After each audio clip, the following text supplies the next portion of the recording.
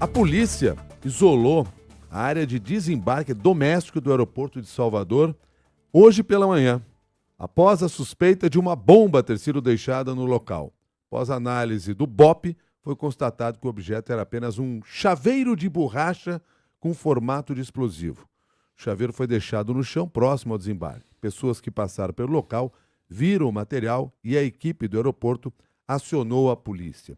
Como havia suspeita de bomba, o BOP também foi chamado e o material foi retirado do local por volta de 7h15 da manhã e levado para a sede da corporação. Ainda ontem, um voo operado pela Azul, que sairia de Curitiba para Guarulhos, não decolou. Motivo? Uma falsa ameaça de bomba feita por um passageiro enquanto a aeronave estava taxiando. A Polícia Federal foi acionada, os passageiros foram retirados do avião, o voo foi cancelado, todas as bagagens tiveram de ser inspecionadas.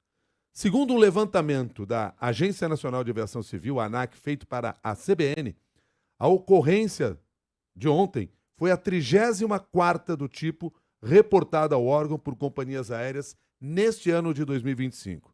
Em relação a 2024, o número é cerca de 150% maior, quando foram verificadas 13 ocorrências. Em nenhum dos casos havia bombas, ou seja, foram todas declarações falsas. Para conversar conosco sobre esse assunto, nós convidamos Giovano Palma, superintendente de infraestrutura aeroportuária da ANAC, Agência Nacional de Aviação Civil. Giovano Palma, muito obrigado pela gentileza de nos atender. Um bom dia.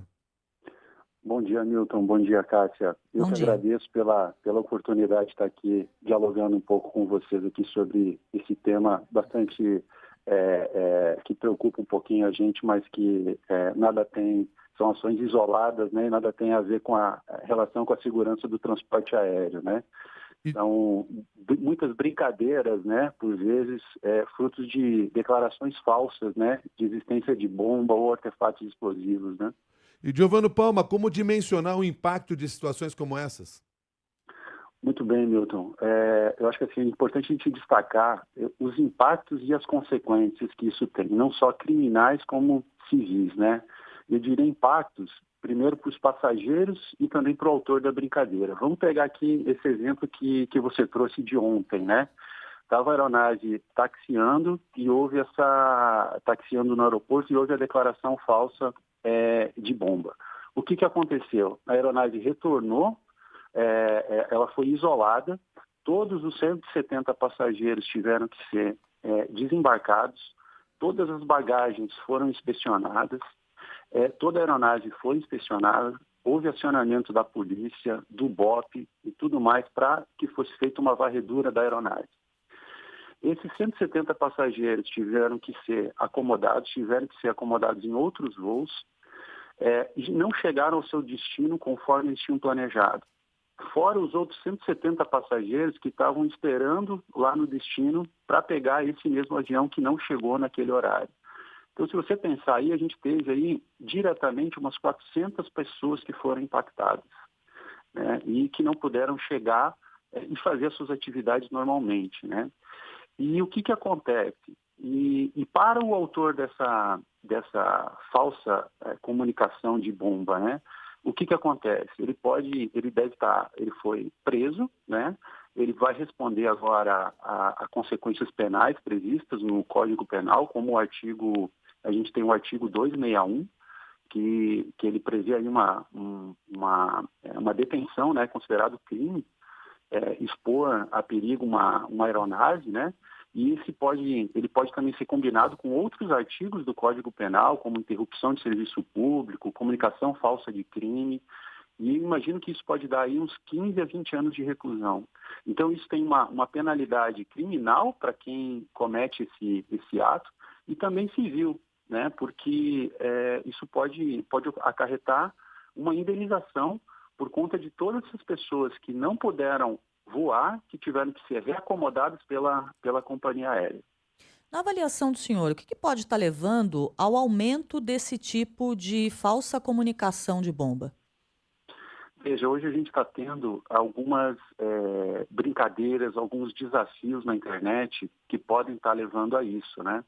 E aí, teve recentemente se eu não me engano, foi no aeroporto de Rondônia, em Porto Velho. Um influencer, ele buscou deixar uma mochila lá no aeroporto, fez uma selfie, acho que um vídeo, tudo isso para buscar uma maior exposição na mídia, né? E isso pode ser um dos fatores, mas a gente gostaria de ressaltar que a aviação não é lugar para isso. A aviação, ela não tolera esse tipo de brincadeira. A aviação é um lugar sério, né? A gente precisa ter esse cuidado para não transformar a aviação num palco de exposição desnecessária. Ela é uma atividade que ela tem um objetivo claro, que é propiciar uma experiência agradável, segura e acessível a todos os brasileiros. Nós temos todo um cuidado, né? Eu queria destacar também que a aviação, todos os passageiros, trabalhadores, bagagens, comida, tudo é inspecionado. Nós temos câmeras de monitoramento em todo o aeroporto, sistemas com inteligência artificial que monitoram atividades suspeitas, equipamentos que avaliam automaticamente se estão sendo transportados qualquer tipo de produto irregular. Então, se for feito qualquer tipo de brincadeira, vai ser pego, a pessoa vai ser pega e vai responder a todas essas implicações criminais e também civis que eu comentava agora.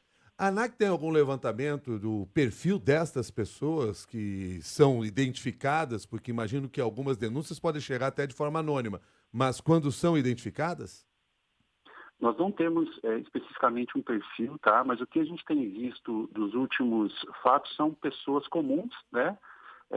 Por vezes pais de família, por vezes pessoas que estão viajando, já são passageiros frequentes, que são consultados, né? Toda vez que você chega no balcão de check-in, é feita uma consulta se você está transportando algum artigo proibido.